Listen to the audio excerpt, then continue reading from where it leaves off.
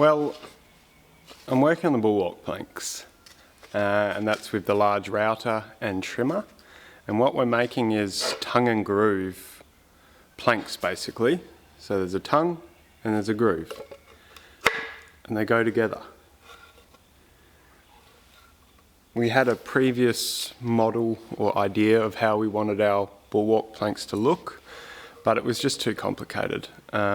So we've gone for a sort of more simple stock kind of design and look on the bulwark planks. So they'll just go together like this and get glued together to create a very strong sort of lamination. On the inside behind the stanchions there'll be a little cove. Tally Ho did that, and that's a great idea, so I thought I'd borrow that idea. And that'll just free water up from behind the stanchions and allow it to sort of run down to the scupper, to the limber holes, scupper holes. So I'm running up and down the planks now with trimmers and routers and putting various edges and all the tongue and groovy bits on. And now I'm going to match the two planks together and make sure they fit nicely and get all the shaping done, and then put them back up there, and fingers crossed it all goes together okay. Yeah. It's all this wood is Tas oak. We just can't afford specialty timber right now for this sort of stuff, because you have to cut the curve of the hull out in the plank. You waste a lot of plank, so we're just using hardwood, and we'll epoxy saturate and paint it well to make sure it lasts long enough for us and hopefully the next person. Yeah. Push on.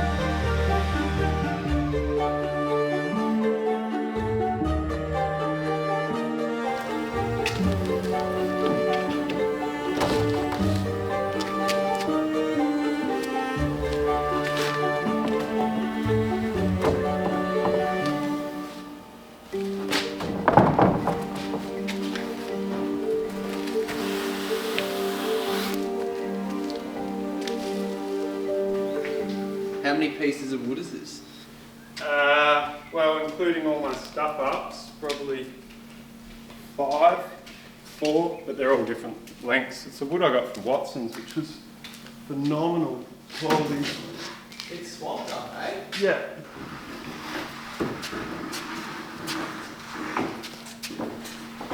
Alright, just give me a second. I can get up this scarf. Well, I've got a strap, so I can.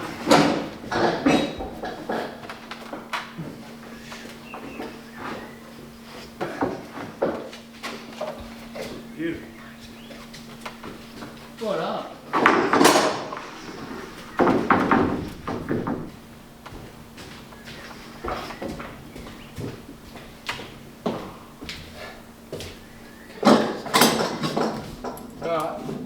Slow down, Matthew. Slow down. How beautiful. You don't even need celery. What's that? You don't even need Celerytop. Beautiful thing. It is, well done. What's the scarf ratio again? Is it 10 to 1? Yeah, I just did 250. Yeah, I did 10 to 1 exactly. Oh no, I did more. I did 12 to 1 on these. Just because 250 was a round number. Yeah. I liked it. It's what, 25 mil?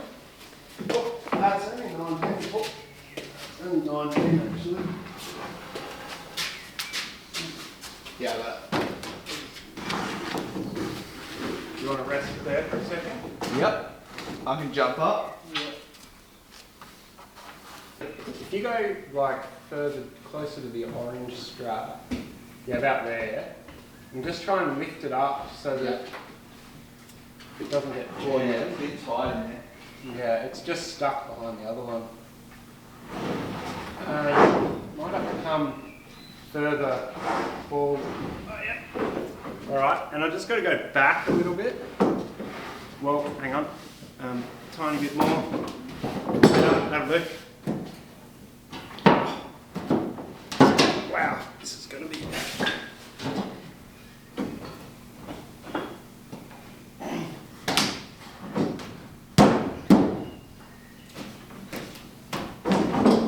Just give me a sec. Yeah.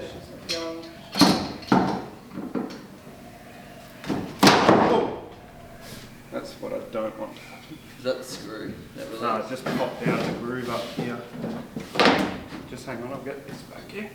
Can you screw it or? I can clamp it. I'll clamp this in now because then hopefully that won't happen again.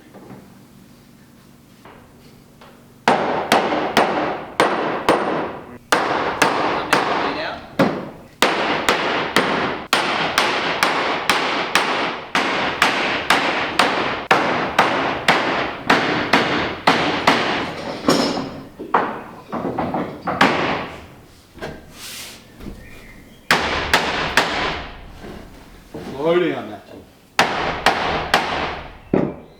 Amazing. Up here. It's hard, is it? Maybe we've got to work.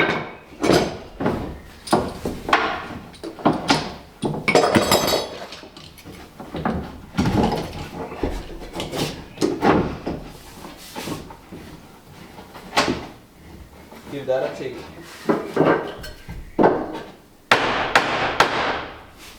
Couple more here, mate. And you're home, sweet home. That's it. Oh, good. Alright, plant jug right there. He's on it, he's back. He's back, baby. Haven't forgotten. Nah. Still a boat builder. Yeah, mate. I did that build with permapine the other day. Wow. Thanks so much. Nice. Oh, I need that bit of wood. Are you going to buzz a bit off the top to make it level, or? Oh, there's a whole cap rail I've got to make. Oh, of course. That goes on top. What are you going to cap it out of? That'll be celery. Mm-hmm. But that's massive wastage because Yeah. it's so sad. Make it out of swamp. I would. This stuff looks like celery. Yeah. Yeah, we just got the theme going. Yeah, fair enough. But I mean, like, it looks like celery. Like, Yeah. Well, I'm just going to go to Dave's mill because he's still got celery there. where is Dave's mill?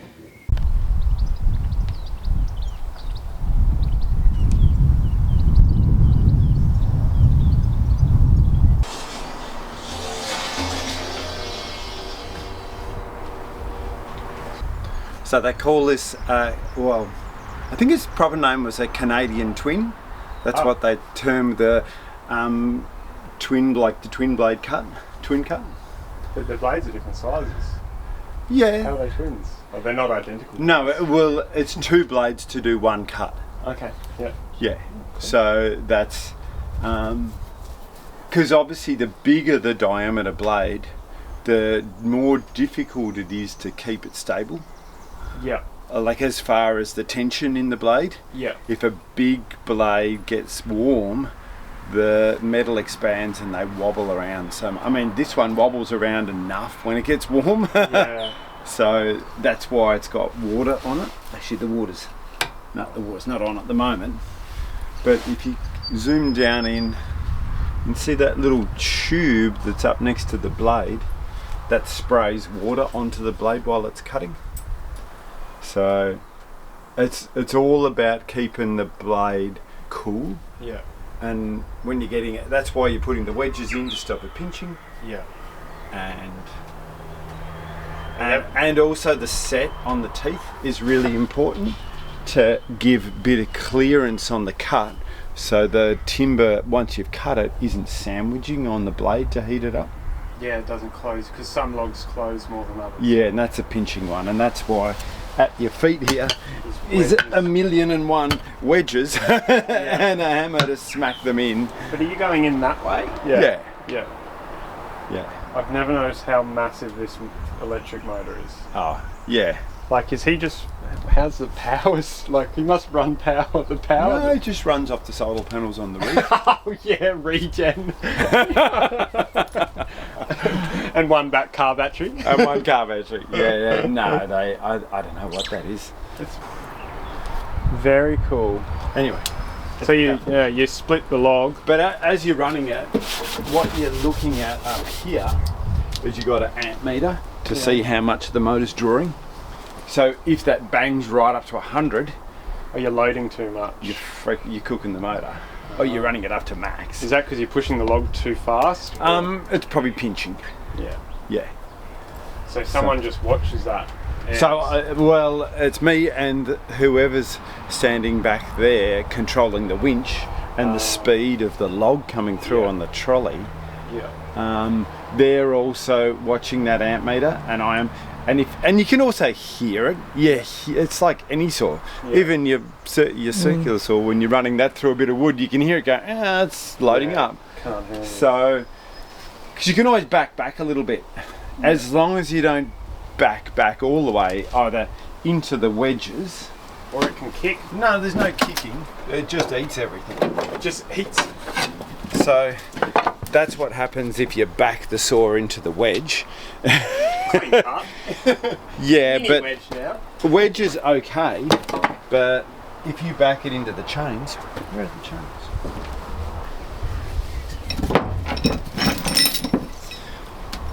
So you have chains with a dog on the end of them. Yeah.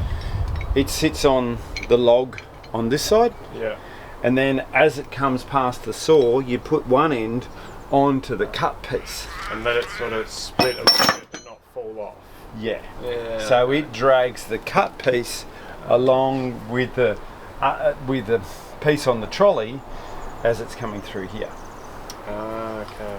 And that's why when I'm here, you're sliding bits of timber in under there that ride along that support the weight of the cut piece. And how fast is the log moving then? Is it going like this or a bit slower? Like is it? It's not very fast. We'll turn it on. No. So if you just take that bit of tin off the top of there, I just got to put the Okay, that's pretty quick.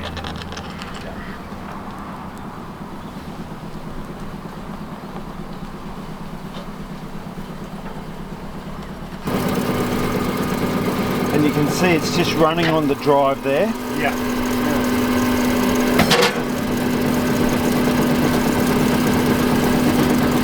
And then when I push it, it runs on the inside.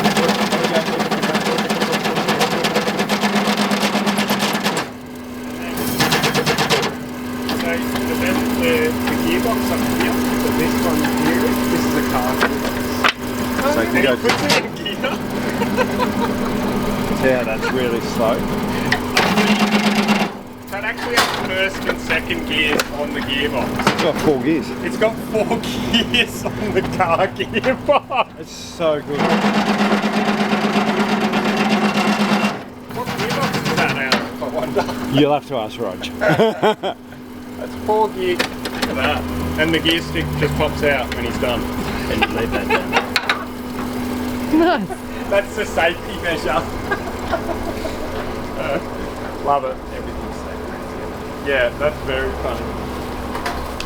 Such a beautiful mill. And I'll spin the blades for you so you can see them spin. Yeah. And then when you go to start her up, it's just simply starting this one.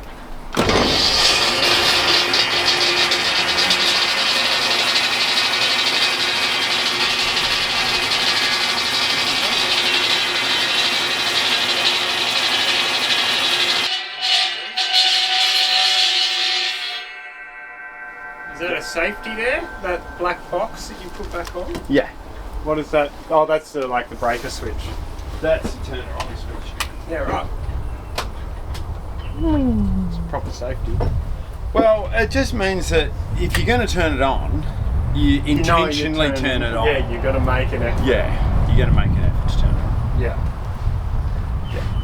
And so, and the good thing about these ones, like sharpening, we do all the sharpening with the jig and leave the blades in there to sharpen them.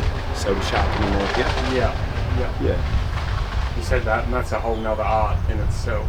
Yeah, sharpening and then, or hammering on the hammering bench The blade. to put tension on the blades.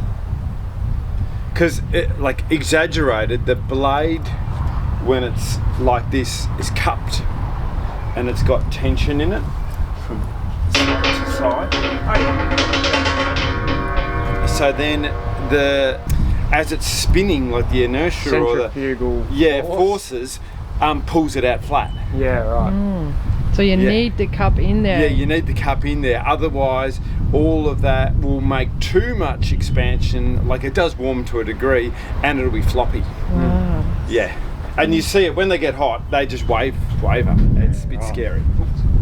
Yeah. Can you So just then the whole plan of this one, chop them in half, drop them off the trolley, slide them down on the skids, down to there. and then they come down To the next tasty. the bench. This is the bench saw, so it's a breaking down saw, bench saw. Canadian saw, Canadian twin. I just got to roll them. While you're here, you're doing a bit of preventative maintenance. You always got to keep. Is that lamellin? Nah, this is diesel and Diesel. Oh, that's nice. diesel. What else does Roger put in it? He's got a... It's his own WD-40 mix. Yeah. He makes it. Yeah.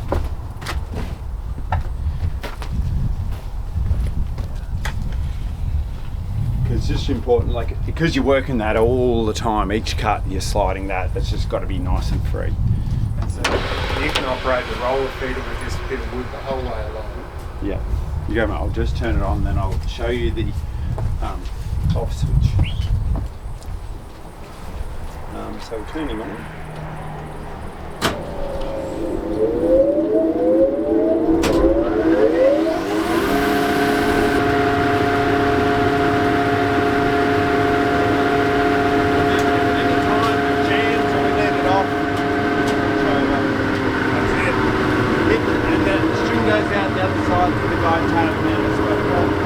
All these bits of string around are the safety and switches. Yeah. It's over there. Got a slide about all the switches. Best invention yeah.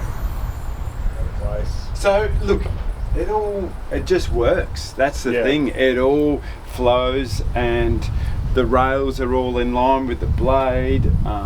You know, again, a couple of carbon gearboxes and an engine to run a feed roller, which is powerful enough to run a half-ton log through there. You know, it's a lot. It's just, everything is good. And it's all got dust extractors that suck the dust and blow it out into a pile, same as the dust extractor on this one. You know, it's just such a good setup. Can we do a quick disclaimer on your hand that this was not a sawmill related? Oh yeah, this was last time I worked at the mill. That one fell off, you know, the blade went right through here, but they put it all back together, so it was really good. That's nice. I'm glad. The modern day surgery. Yeah, the blade went right up through there. Oh God. No, nothing accident related. Yeah, there's no accidents here. Yeah. Any more questions? No, that was Surely amazing. you've got questions. I think that was fantastic.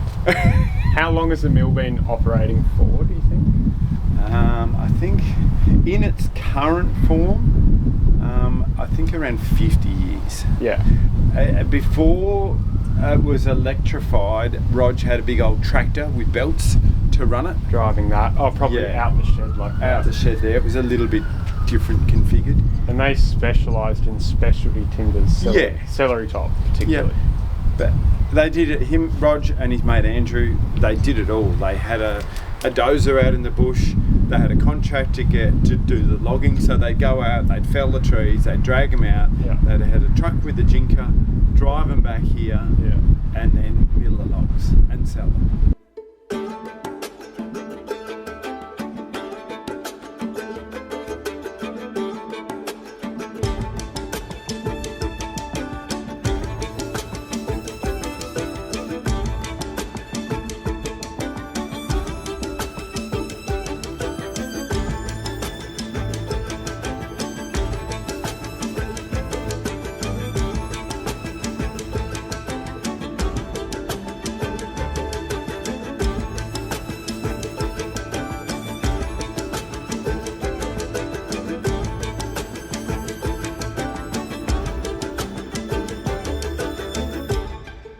Well, it's the next morning after installing the bulwarks, and I have to say I'm very happy. It's went really well. It was only a dry fit, but the tongue and groove works really nicely, and the two planks are together and very strong. So now it's going to be a matter of fastening everything, and I'm going to cut along the shear line, cut the top, and start fitting the stanchions ready for a cover for the cap rail, which we will oil, and it'll look quite pretty. We'll make that out of Celerytop, some good, wood, and just push on. But I'm very happy with how the bulwarks turned out. It was a lot of work, like everything on the boat, but you get a lot of reward out of jobs like this, so it was very satisfying. It's just a shame that there's two sides and now I have to do the other side. The buzz is kind of over by then and you've got to just pick up the tools and go again. But that's okay. That's boat building. That's building a boat.